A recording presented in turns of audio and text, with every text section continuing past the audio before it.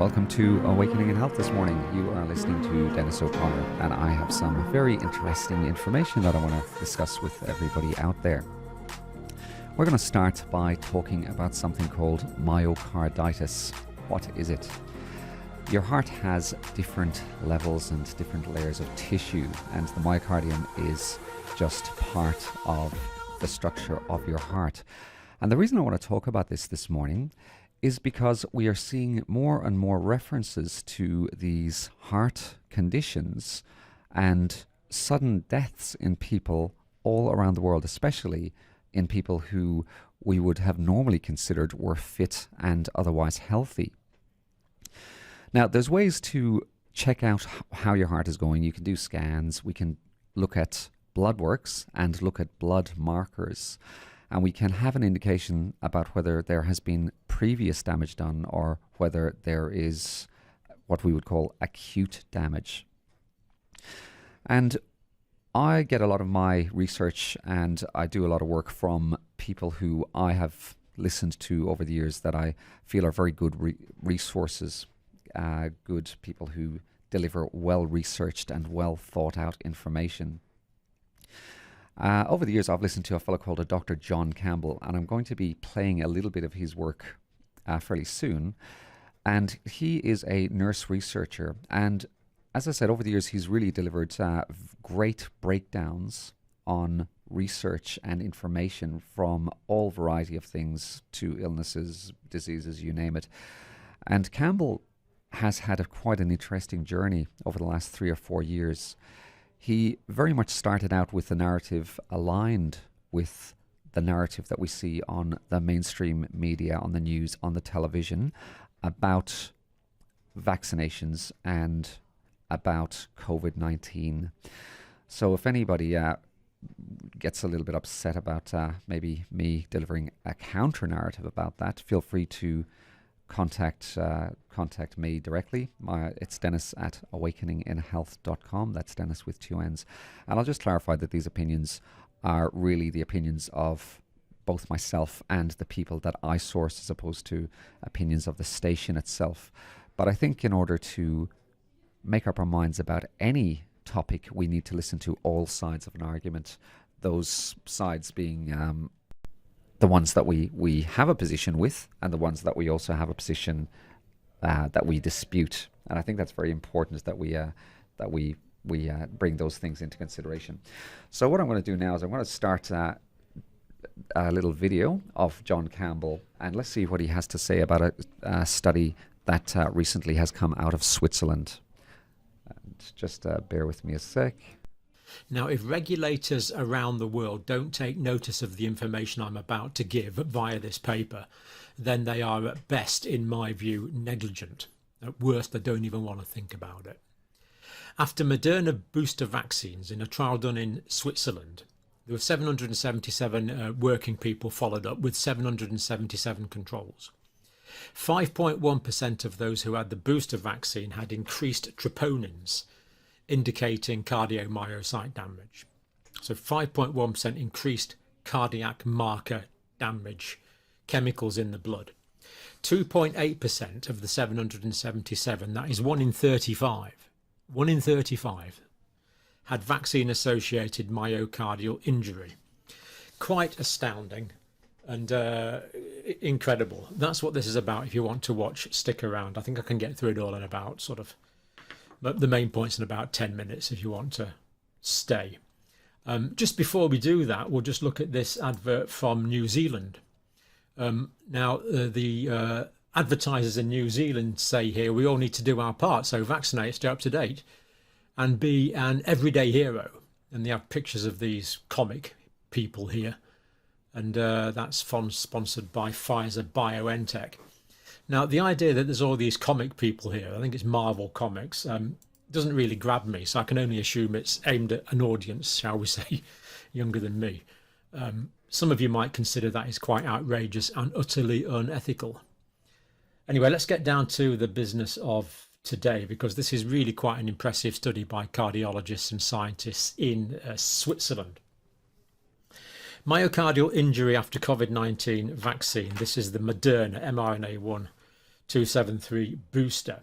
Department of Cardiology and Cardiovascular Research, Institute of Basel in Switzerland, of course. Now, this is published in the European Journal of Heart Failure.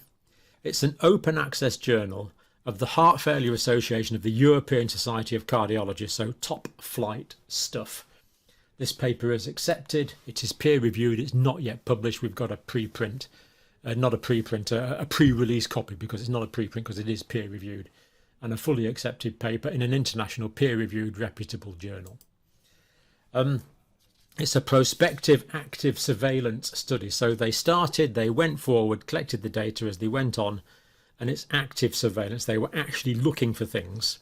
In the past, what we've had is retrospective passive surveillance. So it's been passive in the past.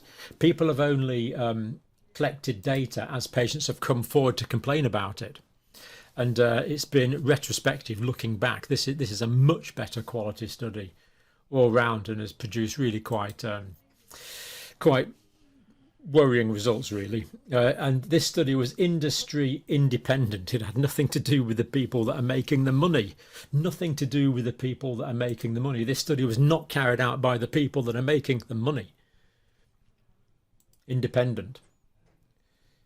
Instigated by the investigators themselves. So the aim, they want to look at the incidence of potential mechanism of oligosymptomatic. So oligo means few, oligosymptomatic. So oligosymptomatic myocardial injury is myocardial injury which has sometimes no symptoms or sometimes minimal symptoms. It's oligosymptomatic. But that doesn't mean to say there can't be quite severe consequences. In fact, just before we go on, I think I'll just tell you something about the potential severe consequences. Now, this is from the textbook of medicine that's been used for generations now. I just want to read something from this. In most patients, this is talking about myocarditis. In most patients, the disease is self-limiting and the immediate prognosis is excellent. However, death may occur due to ventricular arrhythmia or rapid progressive heart failure. Myocarditis has been reported as a cause of sudden and unexpected death in young athletes. And we could go on and read about longer term complications. Not my words, directly from David's Principles and Practice of Medicine. Anyway, let's get back to the study we're looking at today. This study from Switzerland. Following COVID mRNA vaccine boosters. So this is following boosters. Now, they wanted to check on what was causing this and how often it was occurring. And it's also very important, a safety net for people that have been boosted. So what they did, if people had raised troponins at 3 days after the booster, they said, look, you've got raised troponins after 3 days, therefore let's get a repeat blood test. Therefore, let's get a 12-lead ECG or other cardiological investigations as the cardiologists deem fit. Take rest, do not exercise, because if you've got myocarditis and you just rest for a few days, good chance it'll just go away, get better. If you go running or training, there's a good chance, not a good chance, but there's a chance you can go into a ventricular fibrillation, into a full cardiac arrest. So the fact that these people were warned is so important. Probably not happening where you are, certainly not happening where I am. So this safety netting, screening and prevention of complications, research methods. So December 2021 to February 2022, hospital employees, so these are healthcare workers mostly, but hospital employees, scheduled to undergo booster vaccination. This is the Moderna.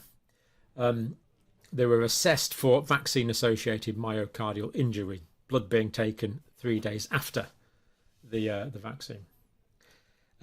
Defined as an acute dynamic increase in, so what they look for, high sensitivity, cardiac troponin concentration, that's what they're looking for. So we probably know this, but if we have cells here in the heart, so these would be cells in the heart, these cells that constitute the myocardium. Now, in these cells, there are troponins. So troponins are chemicals in these cells that are to do with the contraction of the myocardium. Now, if the cell is damaged or insulted in any way, if there's damage to the cell, then what happens is there's actually a breach in the integrity of the cell wall, and the troponins leak out. So if these troponins are found in higher concentrations in the blood, it indicates that myocardial cells have been damaged. Very, very simple cardiac marker testing, absolutely standard to look for troponins in all aspects of coronary care. So they're looking for those above age and sex upper limits on day 3, blood taken 48 to 96 hours after vaccination, and very importantly, there was no alternative cause. So these patients were screened by proper doctors and scientists. If they had a reason why they might have increased troponins, like they just ran a marathon, that they would be excluded from the study. Other causes of raised troponins were excluded. This is a very thorough, well-conducted study. And I've already seen quite a bit of misinformation about this study already, but it is well conducted. They did exclude other causes of raised troponins. 77 participants, median age 37, more women than men in a healthcare environment. So working age adults, minimal risk from severe COVID, almost none. I mean, all these patients have been exposed many times if they're healthcare workers, almost certainly. Now 40 participants, 5.1% had high sensitivity cardiac troponin concentrations on day 3 that were above the 99th percentile. Already that's high, so 5.1% is already high, showing much higher levels of troponin than you would expect. mRNA 1273 vaccine-associated myocardial injury was adjudicated in 22 participants, 2.8%. God, dear me. If someone said to me, look, you could have had this vaccine, as I did, but by the way, there's a 2.8% chance you'll have a vaccine-associated myocardial injury, I would have run a mile. I am furious at not being fully informed about this, and you should be too. We've been treated like mushrooms on this, and it's completely unacceptable. It's just. Anyway, we'll leave that point there. So 1 in 35 participants, 1 in 35 recipients rather, 1 in 35 who received the booster vaccine had vaccine-associated myocardial injury. I'm just going to read that out again. 1 in 35 of people who received the booster had vaccine-associated myocardial injury. This is a range of adverse reaction that is off the scale in healthcare, off the scale, and yet, in New Zealand and other places, it's still being actively and unethically, some might say, promoted. This is just off the scale risks, off the scale, completely.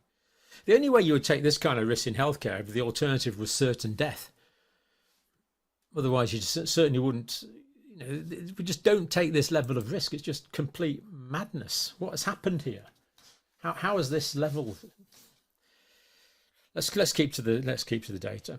Of the 777, 2 women had chest pain. So what we're seeing here is most people here did not present with chest pain, and yet they had this myocardial injury, which could result in a focus for ventricular fibrillation and an adverse consequence that is irreversible.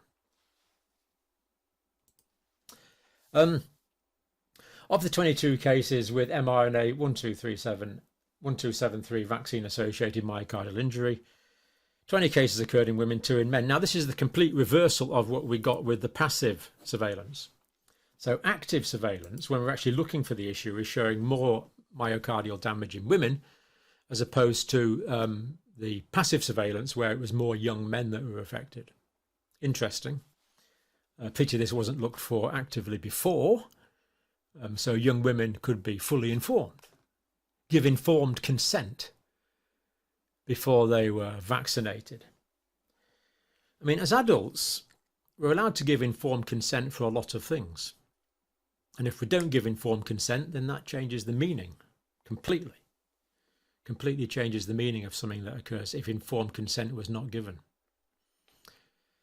And yet, this is the case here. Informed consent has not been given because this wasn't looked for and talked about. Troponin elevations were mild and only temporary. Good.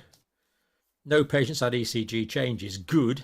None developed major adverse cardiac events within 30 days, good. But of course, these people were warned that they had high troponins and knew not to go exercising. All the difference in the world. In the overall booster cohort, so this is the cohort that were boosted. Remember, 777 of them that qualified. Many more were taken on, but some were excluded, so that's correct. Median was 5 nanograms per litre of troponin. Interquartile range was 4 to 6. 50% were in the 4 to 6 range. The match controls, it was 3. Interquartile range 3 to 5. So basically we've got 5 nanograms per litre in the boosted group, and we've got 3 nanograms per litre in the control group. That is a big difference, and significantly, statistically, that is significant. P equals 0.001, so there's only a 1 chance in 1,000. Very highly significant result that could have arisen by chance, so we accept that as a result. If elevated on day 3, there were warning, and they knew not to go exercising. And as a result of this, well, we can't say as a result of this, but thankfully we can say no major adverse cardiac events within 30 days. So because, well, we don't know why, but certainly it's possible that these would have occurred if the patients hadn't been warned. No major adverse events following 30-day follow-up. So there was no cardiac arrests, excellent. No acute myocardial infarctions, no acute heart failure, no life-threatening arrhythmias. But these patients had been warned that their troponins were increased, indicating they had myocardial damage, so they knew not to exercise. They were looked after by a doctor. Cases had comparable systematic reactogenicity. So concentrations of cytokines and cytokine antagonists, things that work against the cytokines, were markers of quantifying symptomatic inflammation. So they looked for these things, which was good. Now, they also, I'm not going to go into this in detail, but they had lower concentrations of a couple of factors here.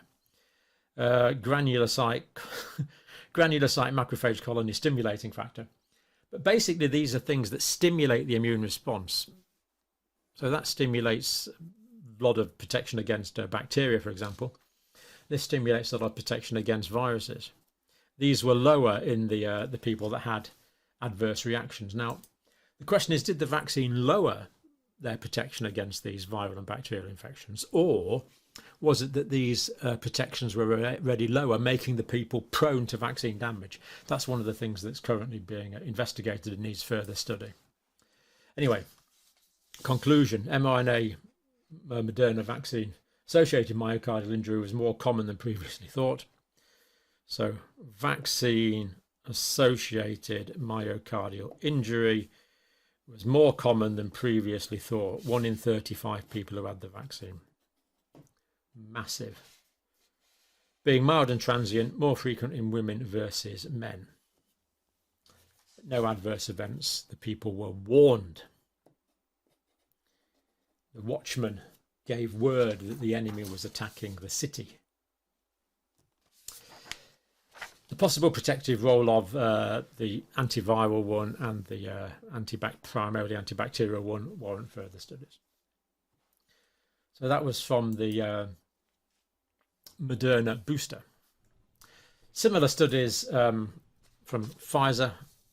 That one was from Israel from memory. That one was from Thailand from memory. That's the Pfizer ad.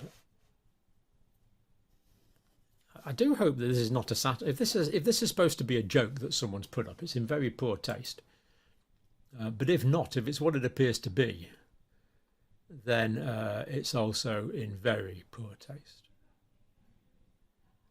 Attracting young people to take an mRNA vaccine.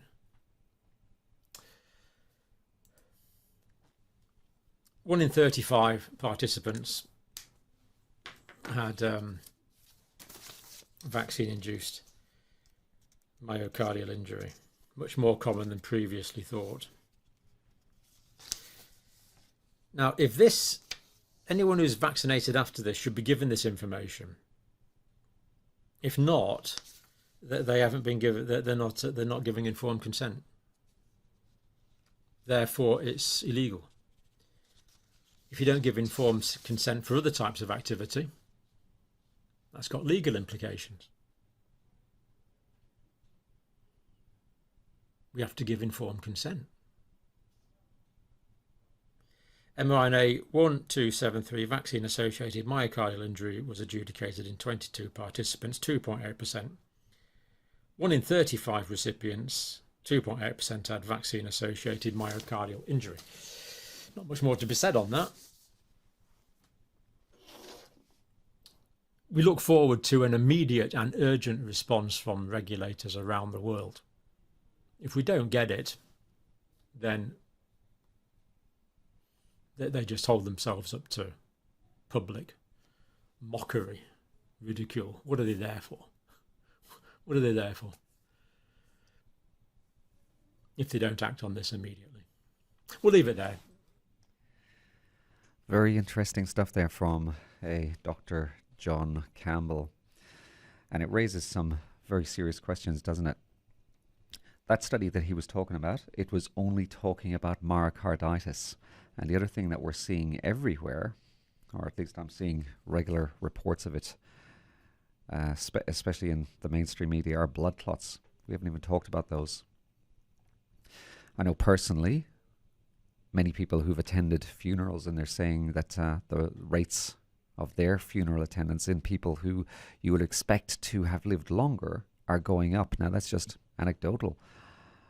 It'd be very interesting to actually know the real figures there. We can actually look at a thing called all-cause mortality, and in Australia and other Western countries, we know that that is higher since this vaccination rollout, unfortunately.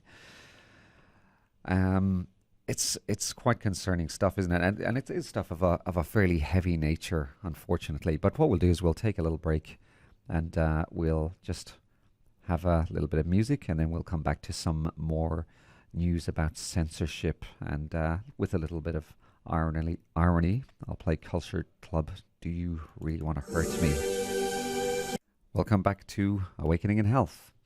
And this morning we have been talking about myocarditis, and we listened to a Dr. John Campbell talk about a very concerning study that's come out of Switzerland, which seems to indicate that on the whole, globally, people who have had boosters and vaccines need to be looking for signs of cardiovascular injury. It's very concerning. We never saw this before in younger people. Now we're seeing it everywhere. In fact, one of the things that I seem to notice is that we're actually getting conditioned by the mainstream news and the media to expect these things. I'm sure some people are aware of my background. I used to work in cardiothoracics and intensive care, and I can give you my very direct experience that years ago when I was working in those areas, I certainly didn't see anything like what the media are telling us and they're suggesting is normal. I never saw that. It really does make you think out there. Would you get more boosters knowing this information? Do you think that your doctor should have told you about these risks? From what I gather, these doctors are not telling us about these risks. When you see your doctor again, will you possibly ask for some of these tests to see if your cardiac markers are okay, or even if your clotting factors are okay?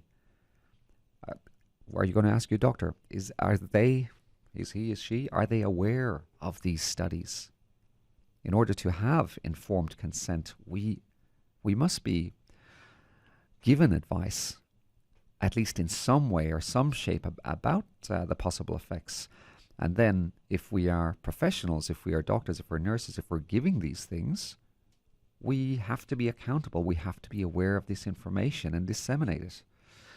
Then this throws up another very big, serious question.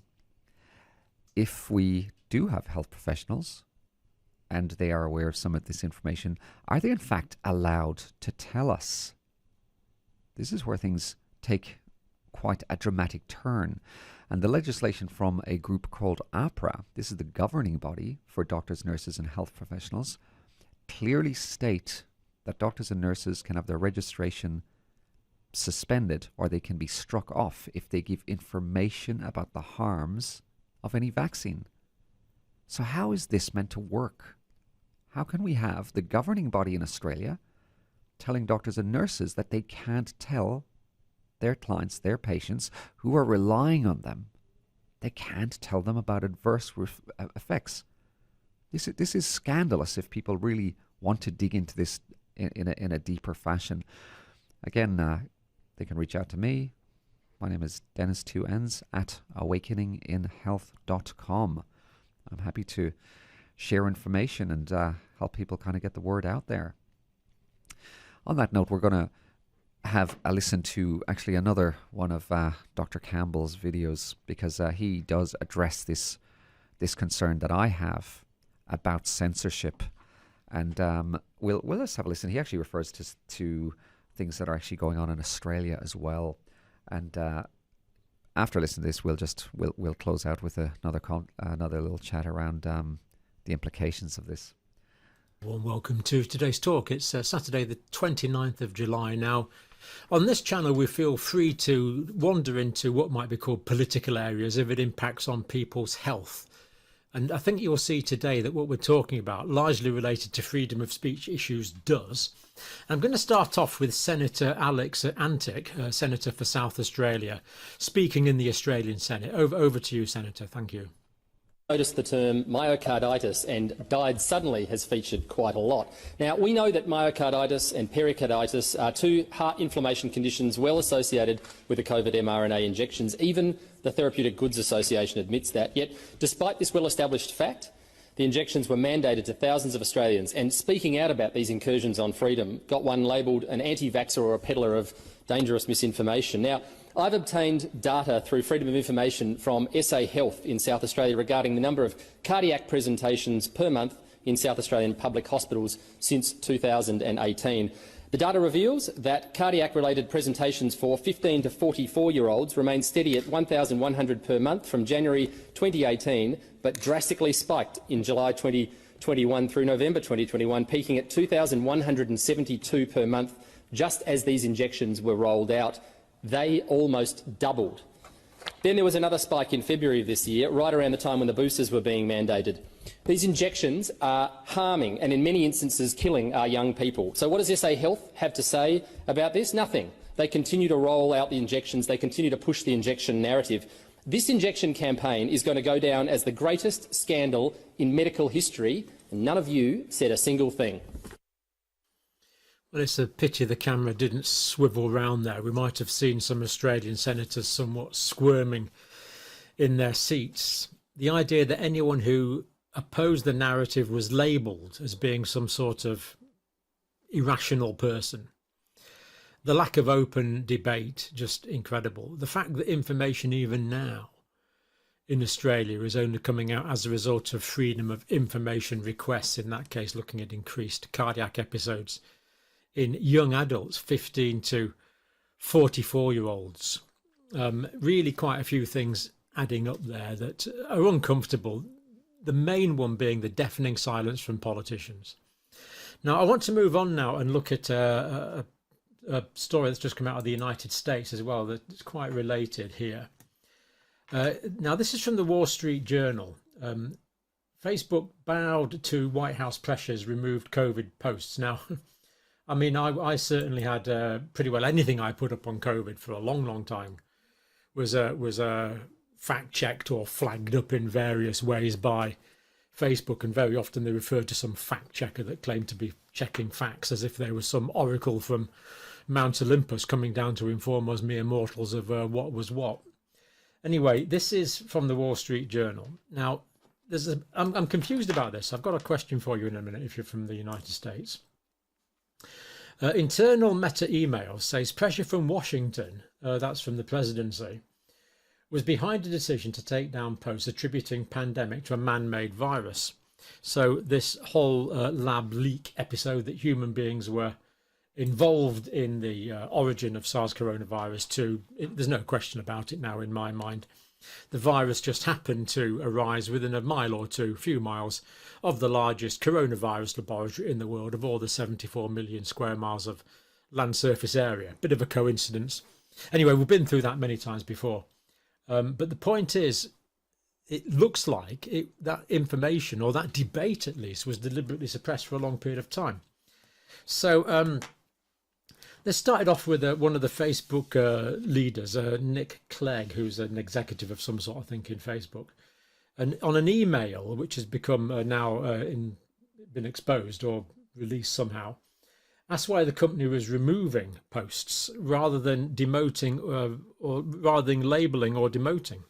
Well, first of all, why would they be demoting posts that were expressing a legitimate point of view? But it appears they were being removed. A Facebook vice president, according to the Wall Street Journal and the Telegraph, although I got mine from the Daily Telegraph, we were under pressure from the administration and others to do more. So almost sounds like pressure, and then they say we shouldn't have done it. Well, I'm not sure what the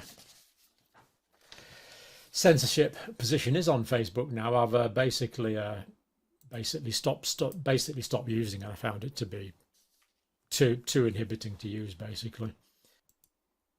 So this is being looked at by the Republican House Judiciary Committee, and Jim Jordan, speaking for the committee, says this: documents begin to reveal the pressure that Facebook and other social media companies were under to alter their content moderation policies and remove protected speech to appease the federal government, particularly the Biden White House. And of course, Facebook is not the only social media company where this has been an issue. Now, I'm genuinely confused here. In the United States, is the president allowed to interfere with free speech? Does the First Amendment just apply to Congress? Because this is the First Amendment here. If you're from the States, you know it well. It's talking about Congress shall make no law. And including in that is freedom of speech, the abridging of freedom of speech. So freedom of speech is in the American Constitution. At least Congress is not allowed to interfere with it.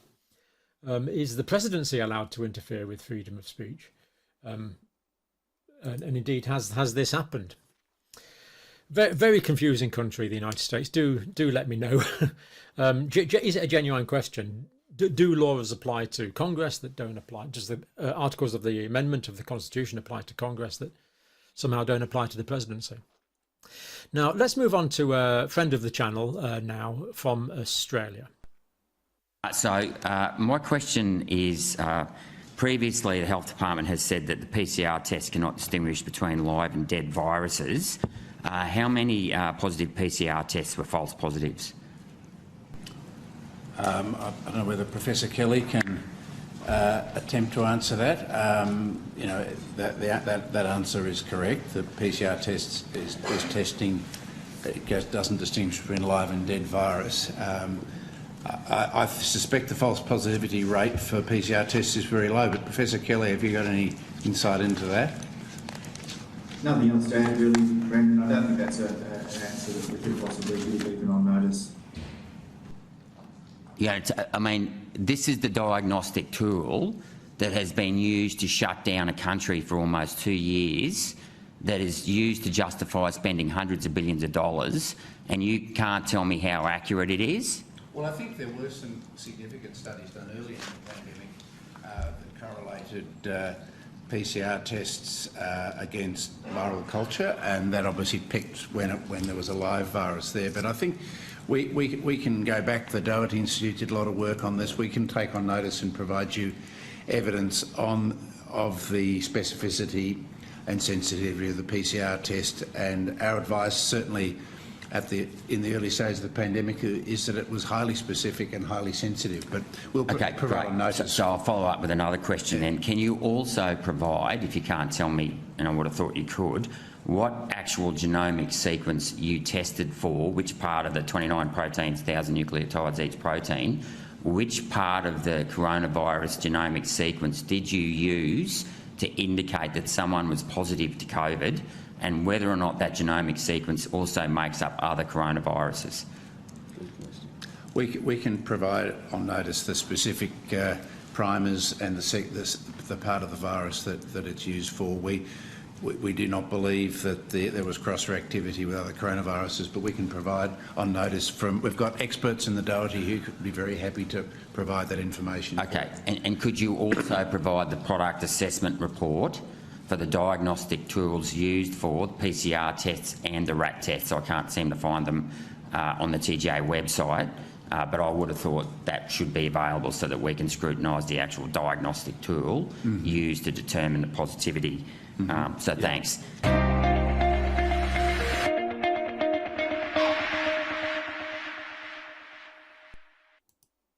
Well, of course, that was Senator Gerard Rennick from Australia, who we've had on the channel a couple of times, asking really simple questions, but really quite profound questions, which I really couldn't resist playing that clip. So the officials there suspecting the false positive was low, but the boffin that they had on tap didn't seem to know, which some might find it a bit concerning. These fundamental questions, they didn't seem to have answers to them. Now, questions there are often taken on notice. That means, don't know, mate, I'll go away and find out for you and get back to you. But I was talking to Senator Rennick last week, and he said that things that had been taken on notice, he had simply not got any information back. So it looks like in Australia, if you don't want to answer a question, you just say, I'll take that on notice, then you can not answer the question. But simple questions there about false positives, dead virus showing up as positive, of course, which it does, cross-reactivity, very simple. So a few things. We wonder why people become cynical about this. You know, we're just not told the full story. Information we've seen about serious cardiac events only coming out as a result of freedom information requests. Not acceptable. Senators in Australia remaining silent, apparently, about this matter. People that are supposed to be representing us. And I'm not criticising Australia here by any means. The opposition, I mean, the government in my country seems to be hushing things up, but the opposition, which is supposed to flush them out, is about as much use as a chocolate fire guard. They are not interrogating the government over these issues. Censorship in the United States, is it coming from the very top? Could well be that it's coming from the very top. If so, that would concern me if I was an American citizen. That someone in the Oval Office can dictate, is that too strong a word, what people get to know about? You see, there's one thing getting to know about something and another point of view and saying, well, let's debate this, let's think about it. But when you don't even get to know a whole side of the narrative, a whole side of the debate, you don't even know it exists. You remain in a preconceptual form because you're simply not told. Very, very disappointing. But don't worry, politicians will be retired, they'll have died, or they'll have moved on to other lucrative positions. So no need to worry about them, thankfully. But real questions to be asked about the way that these larger systems have impacted your health, my health, and of course many of us have been touched by major issues and bereavements over this time period. And of course, how does this bode for the future? Do things need to change to improve health communication in the future? I would have thought so, but see what you think. And for now, have a good weekend. Thank you for watching.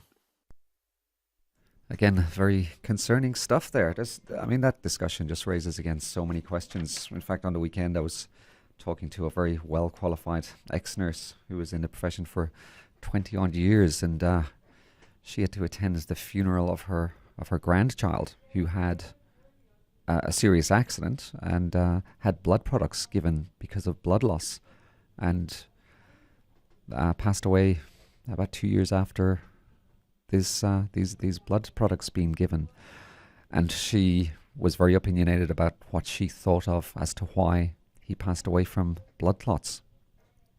Again, that's subjective on our part. We don't know without those tests being run, but the young child's parents wouldn't have made that association if there is one there.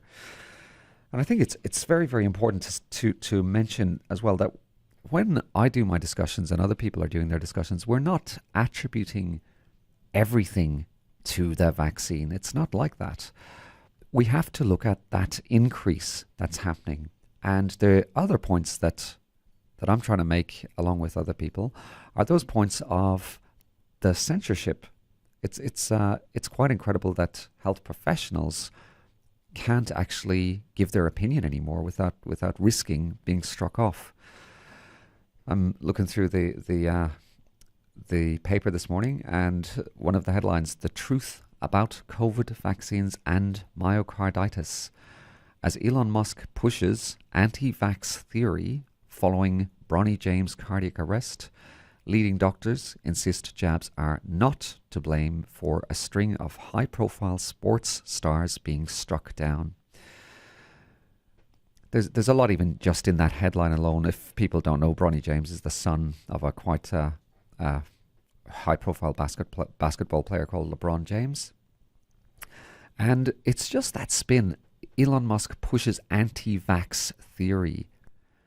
So now, just even to ask the question means that we have what is called an ad hominem attack, which is normally a very good way to try and win an argument, by the way, to kind of just tar people asking the question with this brush. And as I just mentioned before, we are not saying that all these incidences are due to this injection, but the significance and the incidence and the regularity of young people becoming unwell, dying, becoming incapacitated.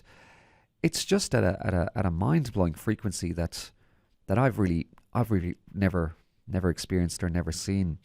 And when I look at other people's data, I can't find that data on mainstream sources.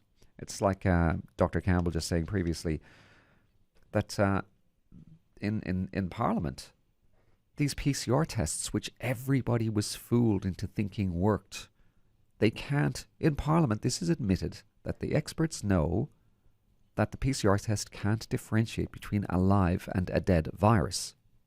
And as I think it was Senator Rennick properly pointed out, the whole country was closed down over this. These are the so-called experts that are making these decisions for us. And it's going to a high level, obviously.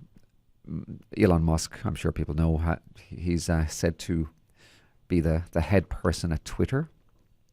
I think it needs much more than one person to be running an organization. So I've got question marks as to what role he plays there. But putting that aside, there is this battle to label anybody questioning the narrative, and that covers a lot of different areas. It doesn't just cover these vaccines. It covers things like critical race theory, things like racism. It covers things like this narrative that I discussed on Brett Oles' show recently of this transgenderism. We have so-called experts now who are unable to tell us the difference between a man and a woman. It's getting to the point of just being so preposterous. So I have to sometimes pinch myself and just wondering if I'm living in a dream with all this. You're listening to Dennis O'Connor at Awakening in Health this morning, and I guess it's a bit disappointing to give people there who are listening in such a negative view of maybe the things that are going on around us, the vilification of people asking questions, the handcuffs that are being put on, the restraints that are being put on our medical professionals that can in turn affect our decisions where we can't make informed decisions. In essence, we're not getting information. But I think it's important to be aware that there's more people asking these questions than you might think. There are people in your family that are afraid to speak up. There's people in your workplace that feel that they might be called crazy. So if this conversation this morning piques a bit of interest in you, should I say, in you, I'd really encourage you to do your own diligence with this information. We also have another attack on our language and the way we're being told how the world works. And that kind of attack is that if you are not an expert, you don't have the right to look into things. And this is such a dangerous, dangerous narrative. This has only crept in the last 10, 15, 20 years, and it's getting a stronger and stronger narrative. And if we question that, there's a big absurdity behind it. You know, what does that mean? That we go into a car yard now, and because the salesperson is maybe the expert, we just take firsthand what the first salesperson says to us. And he says, this is the best car ever, take it out. Yes, the price is right. And we just believe that he wouldn't rip us off. And we just grab the keys, pay him what he wants and drive out. We've never had this situation where we didn't do our own due diligence with things. Even our health. We're deferring our health more and more towards, I think, agencies who don't have our best interests at heart. And I've certainly talked about this at length, the motive that profit plays in relation to how health is delivered. And all we have to do there is look at the funding from all governments, which all governments receive either directly or indirectly, including the government here in Australia. They indirectly receive vast sums of money from agencies like the pharmaceutical industries, like the mining companies. And we wonder why these crazy decisions, or these decisions, I guess, that would appear crazy, are being made. Well, that doesn't make sense. In fact, it makes quite a lot of sense if you think that this funding is no more than a sort of bribery to ensure that decisions that affect us go in the way of these companies, which are only invested, they're only interested in profit, in a fiduciary arrangement. This is what corporations do. They are born to only care about profits. And unfortunately, this filters down into so many different areas of our lives. I have massive question marks on the environmental agenda. If we look at this, the environmental damage being caused by these massive wind turbines and the amount of energy they use, the amount of oil they use. A lot of these wind turbines have to be started with diesel generators. There are so many holes in the narratives we're being given in so many areas. And the companies behind, again, using the environmental sciences as an example, are multi-trillion-dollar companies that are earning vast amounts of money. So again, is there an agenda? Is there a collusion behind these governments that are just ticking these boxes, these Green New Deals? Because if we look at it, there's nothing really green about so-called renewable energy. In fact, some researchers would point out that it's much more damaging to the environment than we actually think. And again, as we heard in some of those little clips before, we have these media companies discussing things with governments and colluding. And essentially, that is a conspiracy is two or more people colluding behind closed doors, out of sight. And when we get this other attack, this word conspiracy theorists being thrown around, my feeling is that we'd have to be crazy not to be in this world conspiracy theorists. I'm going to close it up with that, and it's Monday. It's a lovely day outside here in where I live in Cairns. And it's the beginning of the week, so even though we have this negative information, try and start off the week in a positive and a powerful way. Be nice to the people around you. Be nice to your work colleagues. Have a breath. Get in the sun. Relax. And, just start the week out as you want it to continue in a absolutely fantastic and a great way. My name is Dennis O'Connor. You have been listening to Awakening in Health this morning. Please share this information that I've given out. And feel free to question me, to challenge any of my opinions that I've stated this morning, and I'm happy to validate that. And again, with a little bit of irony behind it, we'll play out with a song by Mel and Kim called Respectable. Respectable. Respectable.